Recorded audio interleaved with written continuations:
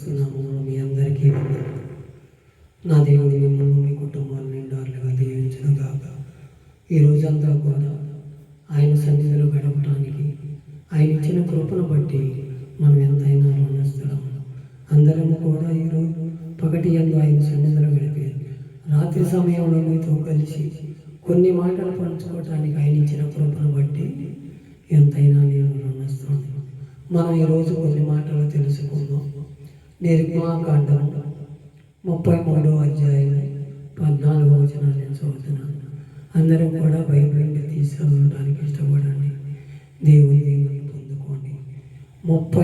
నిర్గమాకాండం 33:14. నా సన్నిధి నీకు తోడుగా వచ్చును, నేను నీకు విశ్రాంతి కలగ చేసేదను అంటున్నాడు. ఇక్కడ మోషే ఏమంటున్నాడు? అయ్యా, నేను మత్తివాడు, ఈ ప్రజలను నేను నడిపించలేనని సాకులు చెబుతున్నాడు. మోషే అంటే నీటిలోంచి తీసిన వాడు కాబట్టి మోసలోంచి తీశాడంట మోసే అని పేరు పెట్టబడ్డాడు. ఆ మోషేను దేవుడు ఎన్నుకున్నాడు.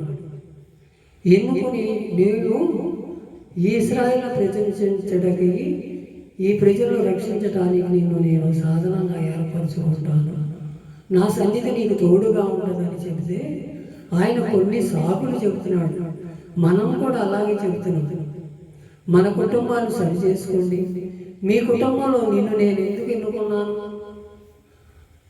నిన్ను ఒక పని మీద సిద్ధపరిచాను. ఆ పనిని సంపూర్తి చేసే వరకు నిన్ను నేను వదిలిపెట్టానని దేవుడు లేఖనాలు తెలియపరుస్తుంది.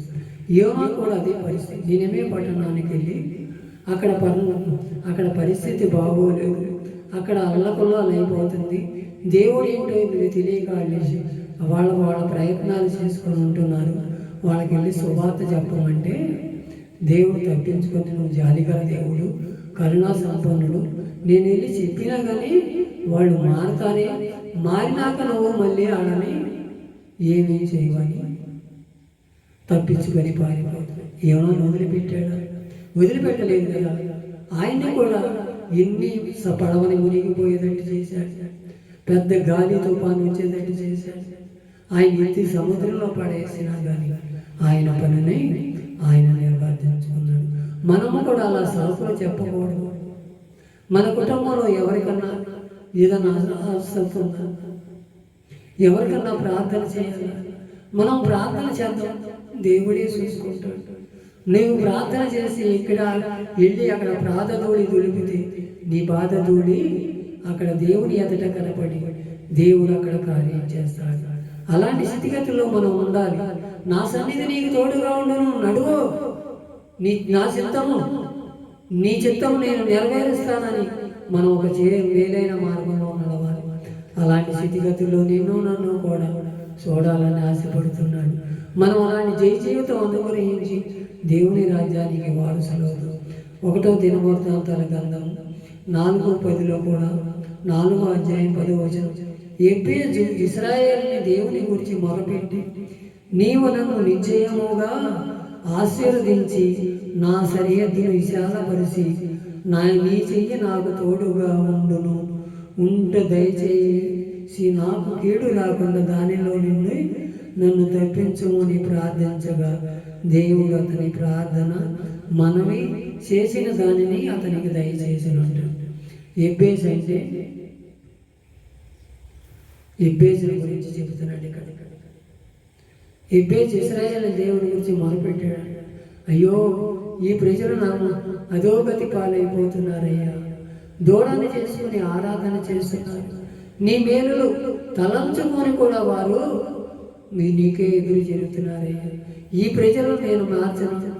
ఎబ్బేజు అంటే ఆ వేదన ఎంత వేదనతో పుత్రుడు, వేదన కలిగి తల్లిని వేదన పెట్టి కన్నవాడు కాబట్టి వేదన పురుషుడయ్యాడు. ఈయన కూడా వేదనతో ప్రార్థన చేస్తున్నాడు. అయ్యా, ఇశ్రాయేలు ప్రజలను రక్షించయ్యా, నా ప్రార్థన ఆలకించయ్యా.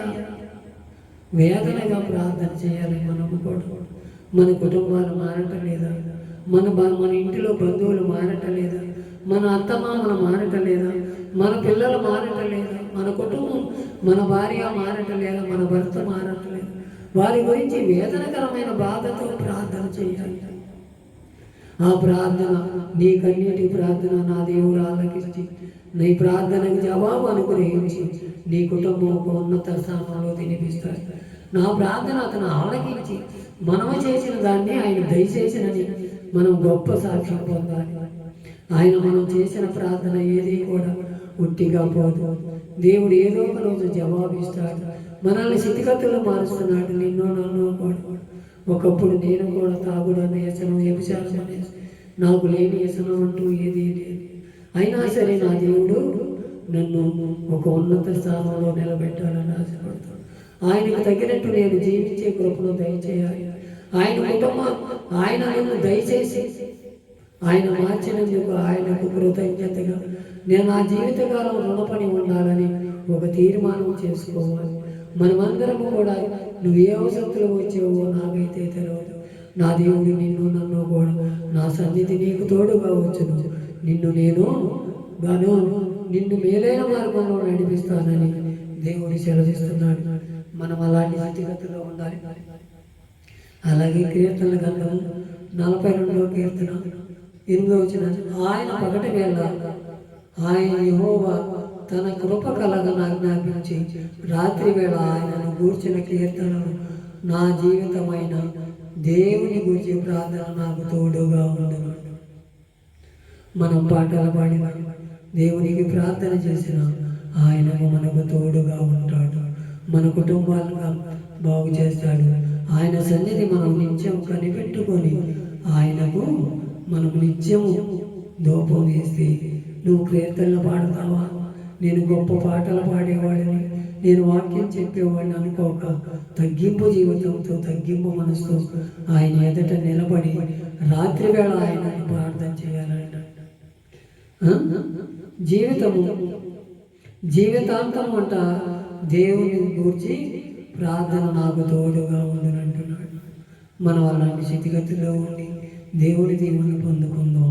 మనం అందరము కూడా ఆయన సన్నిధి, నా సన్నిధి నీకు తోడుగా వచ్చును, నేను నీకు విశ్రాంతి కలగజేస్తానని నా దేవుడు గొప్ప కార్యాలు మన పట్ల చేయాలని ఆశపడుతున్నాడు. నిన్ను నన్ను కూడా మనం అలాంటి స్థితిగతిలో మార్చి ఆయన దీవెనలు పొందుకుందాం. ఈ మాటను దేవుడి వినికిడిలో దీవించి ఆశీర్వదించును గాక. ఆమేన్.